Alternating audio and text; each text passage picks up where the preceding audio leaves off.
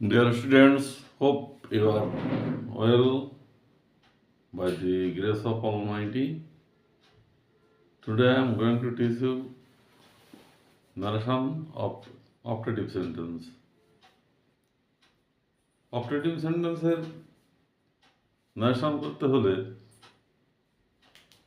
reporting verb wish or pray R conjunction হবে that. একটা এক্সাম্পলের মাধ্যমে বোঝানোর চেষ্টা করি।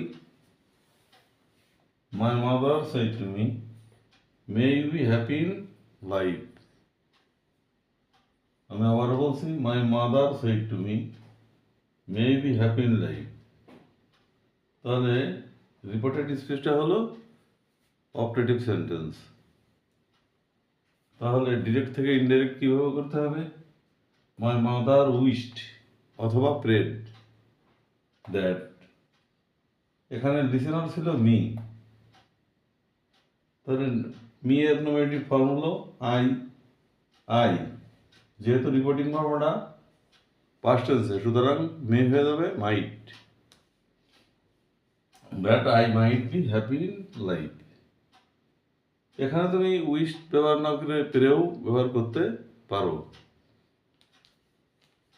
আমি আবার বলছি,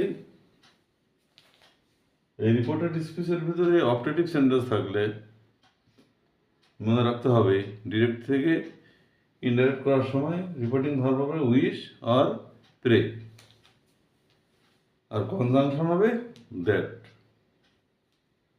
একটা এক্সাম্পলের মাধ্যমে বোঝানোর চেষ্টা করি। My mother said to me, may you be happy in life. এটা surely optative sentence. My mother wished that, ইচ্ছা পোষণ করলেন যে I might be happy in life. এখানে উইশটার পরিবর্তে প্রেও ব্যবহার করা যায়।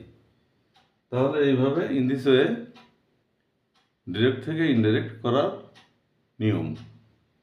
আশা করি বুঝতে পেরেছ। পরবর্তী ক্লাস দেখার জন্য